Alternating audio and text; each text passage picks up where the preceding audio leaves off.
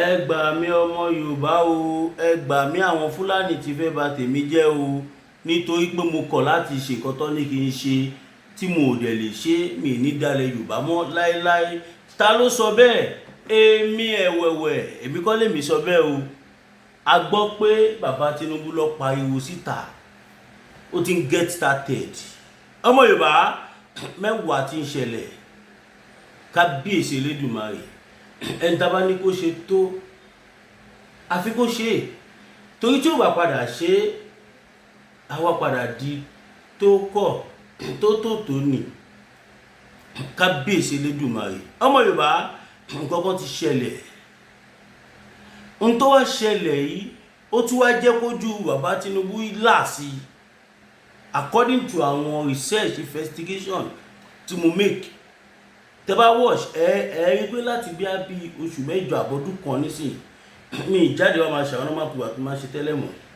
Àwọn intel and some very very important information ni mo máa ń gbé jáde nísìnyí, torí pé a ti kọjá stage ká máa ní à ń pariwo no tí ó bá sì kọ́ ta fẹ́ ṣe ká wà ń bí ṣe wa ká máa ṣiṣẹ́, tabadẹ̀ wà ní off ká sáré ṣe fídíò ká tún dà sí gbòòrò ayé.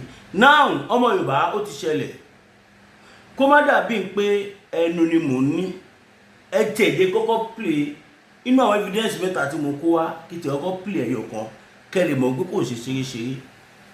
Àwọn Fúlàní ti jáde tán o, kódà àwọn mú kékeré o. Bàbá Tinubu a lè gbọ́ pé allegedly bàbá Tinubu náà sọ̀rọ̀ ilẹ̀kùn. Kábíyèsí Elédùmarè. Ọmọ Yorùbá ẹni a bá wí fún ọba jẹ́ ó gbọ́, ẹni a bá sọ fún ọba jẹ́ ó gbà. Nígbà táwa ń sọ ń gbà yẹn, ohun tó ṣẹlẹ̀, ohun tó fẹ́ ṣẹlẹ̀, àjálù ńlá burúkú tó fẹ́ jẹ́ kó jálé bàbá Tinubu yìí, àwa ti rí ohun tó jù bẹ́ẹ̀ lọ ta fi ń sọ fún wọn pé kó jẹ́ ká dá dúró, kó má dá sọ̀rọ̀ wọn Nàìjíríà mọ́. Ó dẹ̀ bá ní kò bàjẹ́ bàbá Tinubu, ohun tó wà lókè sì taṣọ gbẹ, ẹ̀yin náà ohun tó gbé síwájú yín, nítorí pé ẹ gbìyànjú àti ṣe òdodo, nítorí pé ẹ gbìyànjú láti má jẹ́ kí àjà aláìṣẹ̀, ẹ wo ohun tí wọ́n wá ṣe fún yín nísìnyí. Ẹ tí gbọ́, bẹ́ẹ̀ ni ẹ tí lè gbọ́, torí information tí mo jù síta fún yín, tí mo fẹ́ play fún yín yìí, information tó yẹ pé intel ni, I swear intel ni. Owó gidi la fi ń gbà lọ́wọ́ àwọn tó ń fún wa, òun la ṣe ní kẹ́ máa support wa, ẹ máa tì wá lẹ́yìn. Àìmọye àwọn nǹkan tó yẹ pé tá a bá sọ ẹ lè má gbọ́ lẹ́nu ìwé, kò ṣe pé àwọn mìíràn ó mọ̀ o, but ẹ̀rù àti gbé jáde ló ń bá wọn, pé táwọn bá gbé jáde wọn gba license àwọn, wọn á ní káwọn á kà kọ́ ṣe gbá kọ́ bá àkáǹtì àwọn jẹ́. Àwa ò ṣe kíní nítorí owó.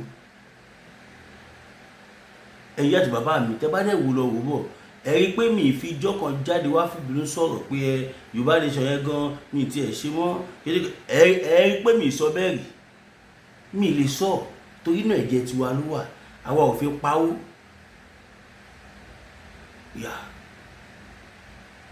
Ẹ lọ wo ọ̀pọ̀lọpọ̀ àwọn tó sọ pé àwọn ò ṣe mọ́ tó tí a jọ wà Nàìjíríà, kẹ́ lọ gbọ́ kẹ́ lọ nǹkan tó ṣẹlẹ̀. Ẹ lọ wò má ṣe o, kàkà kémi dalẹ̀ máa ya jí lójú oorun ni, àlá ló máa jẹ́ bẹ́ẹ̀ ni. Now ẹ jẹ́ sáré play lè fún yín, torí mo mọ̀ pé ẹ̀yin èèyàn wa lẹ́jọ́ mẹ́ta ẹ̀ ń complain bitterly gan pé máa bí ètò máa ṣe kọ́ tó bá fẹ́ sọ ìgbà mọ̀ pé tábà dẹsẹ̀ díẹ̀ bẹ́ẹ̀ yẹn, ọ̀pọ̀lọpọ̀ àwọn kan wà tó pé tó bá ti dó iṣẹ́ ìbáyìí kọ́ tó tiẹ̀ tó gbọ́kàn tí mo fẹ́ sọ, wọ́n á kọ́ lọ máa share káàkiri ni. Irú àwọn èèyàn bẹ́ẹ̀ yẹn kò wá ní da kọ́ lọ share fídíò kọ́ wá dé kọ́ wá rí bá ti rìn jìnnà. Ẹ jọ̀ọ́ má bínú, ẹ bí ẹ pẹ̀lú mi. Now màá wọ́n play etí ọ̀gẹ̀dẹ̀ tí ẹni tí mo fẹ́ play yìí, but ó wá powerful, it's very very powerful. Nǹkan tí mo fẹ́ play nìṣe, ẹ jájọ tẹ etí sílẹ̀ kí o gbádùn gbọ́.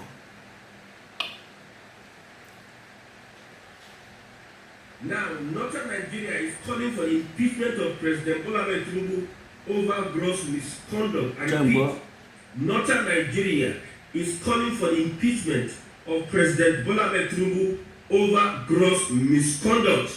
Now, a House of Rep member, Honorable Abdulsamad Dasuki, PDP Sokoto, alleges that the gazetted tax reform laws differ from the versions passed by the National Assembly. He is saying that the tax reform that is being gazetted is different from the one that the National Assembly is passing. That means somebody changed the content of the tax law. What we have in the gazetted one is different from the one that is being passed. That is gross. Now, mi ti fẹ́ bí àtibẹ́ ẹnìkan kọ impeachment ẹnìkan ọmọ ìtòrí ẹ̀ play ẹ̀ ṣé náà ti wá rí nísìn ṣe ti pé kò sí rọ́ńbẹ̀ bí mo ṣe ń bá yín sọ̀rọ̀ lọ́wọ́lọ́wọ́ yìí àwa conference jáàmù conference ni títí kan àwa ta jẹ́ Yorùbá media èmi sọ mi ní ever gbowó lọ́wọ́ anybody nítorí anything tí mo bá ní mo ní ìdí owó kò túmọ̀ sí pé kí n gba owó tí màá gbà tó máa padà báyọ̀ tá mi jà báyọ̀ àwọn ọmọ mi ní ever dán owó ẹ̀wò ó pè mí bí mo ń jà fún Yorùbá nation yìí sùúrù tí mo máa ní kò tó ta ti ní sẹ́yìn pẹ̀lú ògo Ọlọ́run náà ẹ wá wò wọ́n pe ọ̀pọ̀lọpọ̀ mídíà wọ́n pè mí náà èdè dẹ̀ lọ pè mí kódà ìgbà tó máa pè mí àwọn bíi 6 làwọn tó pè mí wọ́n gbé mi sórí conference call on private numbers ìgbà tèmi tẹ ọkọ rẹ àwọn akam because mi ì rí bí ẹ ṣe máa pe group call tẹ́lẹ̀ pé tó ní rí nọ́mbà gbogbo yín mo try gbogbo ọ̀nà tí mo mọ̀ tó máa fi gbé nọ́mbà jáde bọ̀ tó jẹ́ WhatsApp kò ṣiṣẹ́ tó bá pé direct call ni lọ ṣe irú conference call bẹ́ẹ̀ mo mọ àwọn soft tí mo lè fi gbé nọ́mbà yẹn jáde ẹ̀yin tẹ́ bá dẹ̀ mọ̀ bí mo ṣe lè gbé nọ́mbà yẹn jáde ẹjọ́ ẹ kàn sí mi sórí +229 01 57 74 79 70 +229 01 57 74 79 70 nọ́mbà tẹ́ máa fi reach láti ẹ̀yin tẹ́ bá mọ̀ mú èrè gbé nọ́mbà yẹn because mo ní nọ́mbà fẹ́ expose nọ́mbà yẹn mo mú dẹ̀ máa expose yẹ ibẹ̀ sí kankan tó máa tẹ̀yìn ẹ̀yọ. now wọ́n pe oríṣiríṣi àwọn èèyàn wọ́n pè mí Mr. Masberia bọ́ ìpè mí ní Masberia mo ti pé ẹni tó mọ̀ mí ni kò kí n ṣàwọn tí àjọ wà ní movement Yorùbá nation tó náà tó wà ní movement Yorùbá nation Masbi TV ló máa ń pè Masbi ló máa ń pè mí àwọn tó máa ń pè mí ní Masberia àwọn tó ti máa ń wò mí ní gbogbo àtàfẹ́ ń tẹ̀lé ṣòwò rẹ̀ nǹkan tá à ń lọ káàkiri fún campaign AAC gbogbo àwọn ọkọ bẹ́ẹ̀ now wọ́n pè nínú ọ̀rọ̀ tó ń sọ ẹ ti rí i pé wọ́n fi tipátipá sọ Yorùbá ni wọ́n dẹ̀ lè jẹ́ àwọn ọmọ Yorùbá tó ń gbé ìlú òyìnbó yẹn tó yẹ pé wọ́n ti fowó bayé wọn jẹ́ àwọn ṣúgà now wọ́n ní ohun tó máa ṣẹlẹ̀ ní pé gbogbo àtàṣe Yorùbá nation náà pọ̀pọ̀lọpọ̀ wa ni wọ́n ti bá sọ̀rọ̀ pé wọ́n lè má sọ fèmí ìdí táwọn ṣe wọ́n ní èèyàn kọ̀ọ̀kan lọ́ní kó máa pe àwọn èèyàn wọ́n ní ìdí táwọn 6 ṣe pè mí ní pé wọ́n ní mo lágídí gan pé mi kì í fẹ́ change mind mi mo ní àgídígbò kí lẹ fẹ́ gangan wọ́n ní kí mi bẹ̀rẹ̀ sí ní ṣe campaign kí bẹ̀rẹ̀ sí ní support bàbá Tinubu mo ní bàbá Tinubu ìṣọ̀tà tèmi bàbá wa ni wọ́n tó bá wọ̀ on the right track a máa dìde fún wọn ṣùgbọ́n àdọ́là sọ pé kọ́ máa bọ́ ní Yorùbá nation pé ó tẹ̀ wá lọ́rùn ọgbọ́n tọ́lọ́ ń fún wọn kọ́ wà lórí ní wà Nàìjíríà mo ní ẹ má bínú báwo tí ń ṣe jẹ́ ṣọ́wọ́ ọ ní rárá o àwọn kọ́ jẹ́ fáǹsì bàbá ni o àwọn dẹ́gẹ̀dẹ́ àti nínú ẹni amount láti fi ti àtìlẹ́yìn fẹ́ni tó bá ń ṣàtìlẹ́yìn fún bàbá ìgbà kan àwọn kan mo ní ẹ má bínú mi ní stress ọ ní ó ní stress kẹ̀ ṣọ́fẹ́ ló pé ní o máa ní mo price ẹni mo fẹ́ 50 million mo fẹ́ kíní ọ̀sẹ̀ bẹ̀sí pa high figure tó lè jẹ́ kí etí èèyàn náà gbà gbàtọ́ sọ ọ̀gbọ́n tí wọ́n sọ tán mo ní ṣe mo dúpẹ́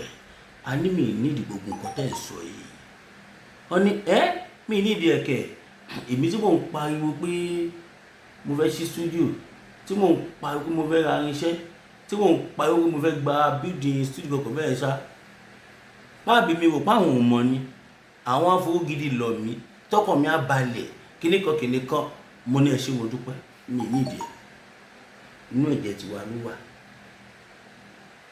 Kí ló sọ mí lẹ́ni tó wà ní exile? Mo sá kúrò lùmí nígbà tó ọkọ̀ gbówó wá tí mi gbà. Àwọn tó jẹ́lẹ̀ yìí wà lórí ọ̀rọ̀ tí mò ń sọ yìí, tó gbówó wá tí mi gbà, ẹlẹ́kìíní ẹlẹ́kejì bàtú máa dẹ́lẹ́kẹta báyìí wọ́n ṣeré fún mi gan. Èmi gọ́dẹ̀ ẹ̀kọ́ mọ̀ pọ̀kùnrin mi débi pé Ọlọ́run tì mí lẹ́yìn láti fẹsẹ̀ yìí múlẹ̀, láti má jẹ́ kí kankan ṣe ìyàwó mi àtàwọn ọmọ mi dẹ̀ wọ́n mú lúwọ̀ ọjọ́ yẹn náà ni. Ẹ̀kẹta tó máa ṣẹlẹ̀ nìyẹn. A lot of things. Kò sí nǹkan tó lè jẹ́ káwà kúrò nínú movement tàwa yìí, torí ọ̀nà ni, òtítọ́ ni. So ẹnikẹ́ni tó bá wá ti wá ń ṣe dáadáa sí Chief Sunday Igboho, ẹnikẹ́ni tó bá ti ń ṣe àtìlẹ́yìn fún Yorùbá nation, èmi ló ń ṣàtìlẹ́yìn fún. Tí ìlú bá dáa, kò sẹ́ni tó máa ní kí ìlú pín, kí la fẹ́ pín lọ sí nígbà tí ìlú ò dáa. Ta dẹ̀ wò pé the only solution tó wà sí tí a lè fi gbégbé ayé rọrùn, òun ní pé kí ni? Òun ní pé kí ilẹ̀ Yorùbá dá dúró. Kí ló fa impeachment táwọn Fúlàní ìgbé wa yìí? Wọ́n sásábẹ́ too much of spying, too much of jínigbé, kíníkan kan wò Tinubu bá play politics, wọ́n ṣe kíníkan mo ní olórí burúkú ni gbogbo yín. Lóòótọ́ àwọn support wa Nàìjíríà, but nígbàtí Buhari wà ń bẹ̀ kí lẹ ṣe? Tẹ́nà Buhari máa lágbára gan mà ní, tí ó bá kí ń ṣe pé ọlá Ọlọ́run,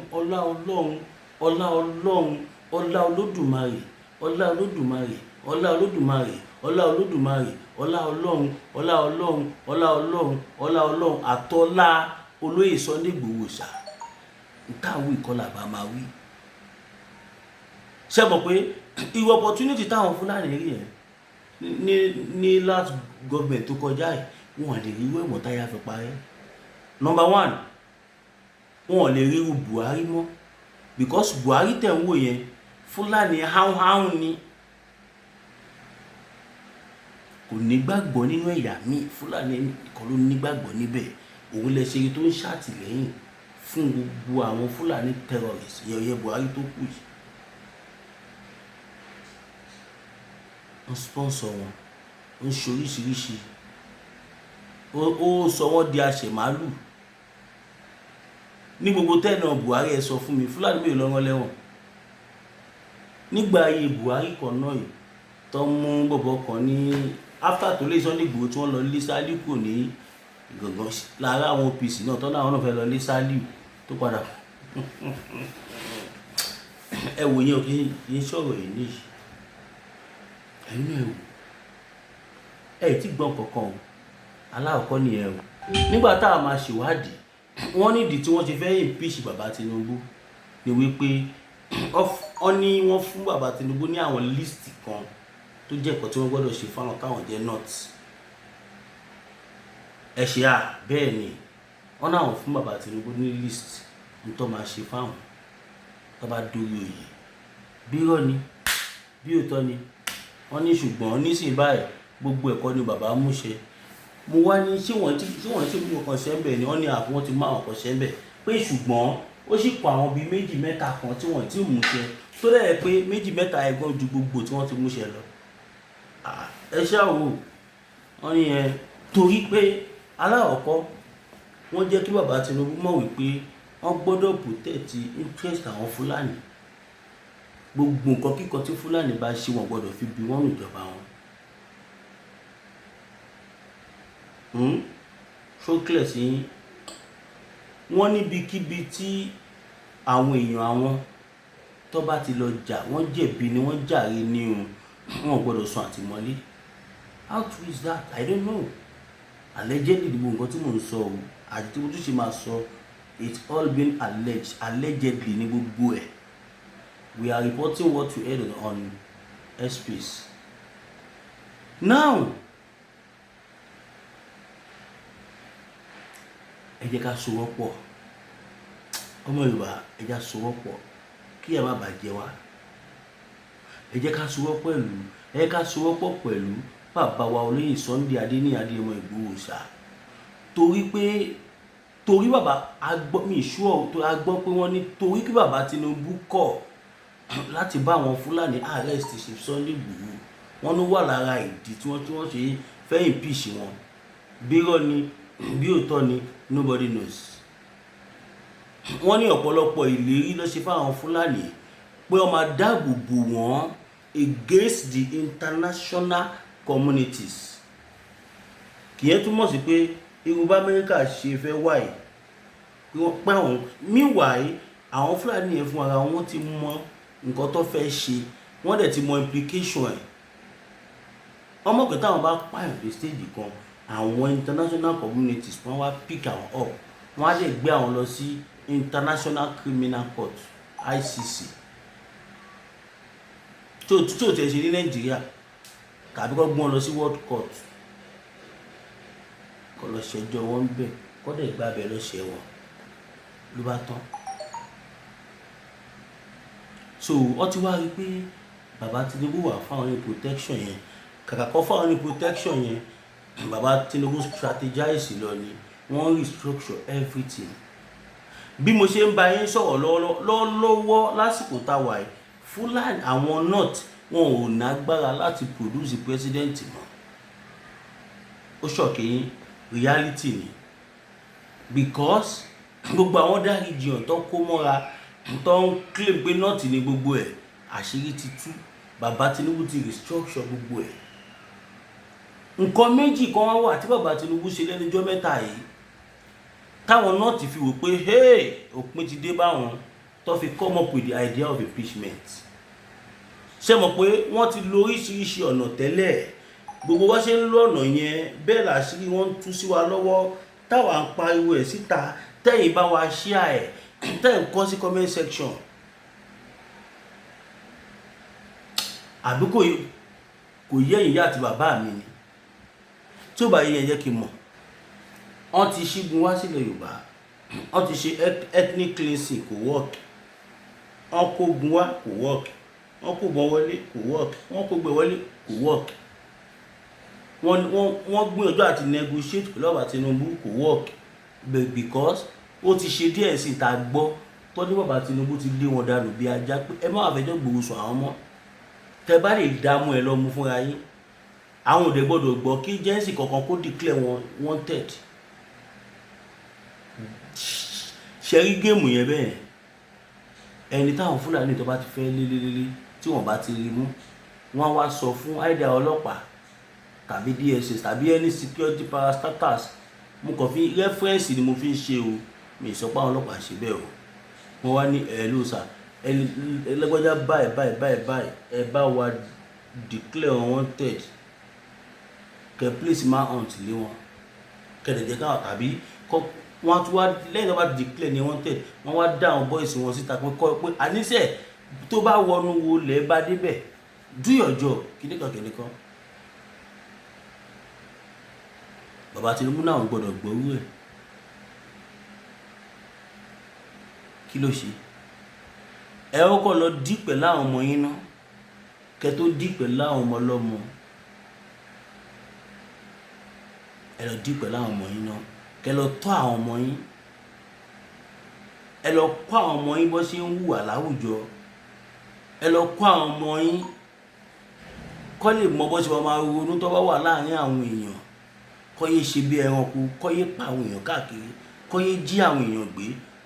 Wọ́n ní bàbá là mọ́lẹ̀ fún wọn. Now bàbá Tinubu tó wá gbá géèmù kan fáwọn north, bọ̀ kò yí ọ̀pọ̀lọpọ̀ èèyàn wa. Mo fẹ́ sọ pé ó yé mi, bọ̀ mi tún gbọ́dọ̀ sọ pé ó yé mi torí mi sínú system wọn. Èmi kọ́ rò bẹ́ẹ̀ ni, ó lè má rí bẹ́ẹ̀, ó dẹ̀ lè rí bẹ́ẹ̀. Do you copy that?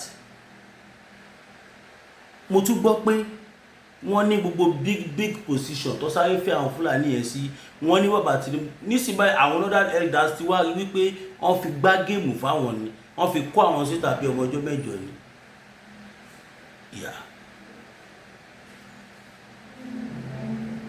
wọ́n ní it all set up láti fi rán wọn lẹ́wọ̀n. ẹ̀wù mẹ́ta wá nísìn wọ́n fi sí Minister of State Defence Ribadu, wọ́n fi sí National Security Adviser NSA, bẹ́ẹ̀ lọ ṣá, so that àwọn Amẹ́ríkà wọ́n á lè tètè mẹ́ni tó ń wá, torí tí wọ́n bá fún wọn nípò níjọba they will have all went to hiding. Wọ́n á wá nínú òkùnkùn, wọ́n á máa ta fà sínú mọ́lẹ̀, wá máa fọkàn sáwọn bíi opposition yín àbí nǹkankan, ní mọ̀ pé àwọn Fúlàní kàbà ló wà nídìí ẹ̀. Ká ní wọ́n fún wọn ní political post ni mọ iye dọ́jọ́ tó wà Nàìjíríà allegedly. ṣùgbọ́n òun la gbọ́ kan yìí tí wọ́n ní Mẹ́tawálé o ní Ribadu tí wọ́n nígbà tó máa mú inú àjálẹ̀ àbí dọ́jọ́ something like that ni wọ́n ti mú. Can you imagine? Mélòó la mọ̀ tó wà?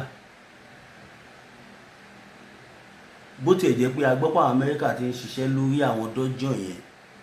Now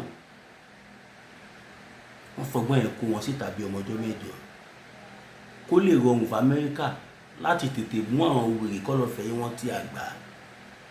Tí wọ́n bá fún wọn nípò yẹn trust me, pẹ̀lú géèmù tí bàbá Tinubu ń gbà yìí, ẹ rí pé láti bẹ̀rẹ̀ bàbá Tinubu kọ́kọ́ fi wọ́n sínú gọ́ọ̀mẹ̀ntì wọn rárá. Ìgbà tó wá yá wọ́n fi wọ́n sínú gọ́ọ̀mẹ̀ntì. The same bàbá kan náà ni wọ́n ní cooperation pẹ̀lú àwọn Israel Masob kíníkan Israelite intelligence kíníkan tó gbé wọlé ńgbà yẹn. Israel wọ Nàìjíríà láì sọ fún Amẹ́ríkà. Kẹ́lẹ́ mọ̀ pé torí ẹ̀ kẹ́ máa kó jọ yín lójú tó bá dọ̀la tẹ́ bá padà gbọ́ pé bàbá Tinubu ló pè wọ́n ló pe Amẹ́ríkà wá. Àsìkò òmìnira ti tó fún Yorùbá. Kiri láti gba òmìnira. Yorùbá nìkan all over the world we are more than 500 million. Jù bẹ́ẹ̀ lọ all over the world. Africa bíbá yìí nìkan ẹ lọ sáwọn Yorùbá communities kẹrẹwò millions of ọmọ Yorùbá tó wà ń bẹ̀ ní gbogbo àwọn country transform àwọn ọmọ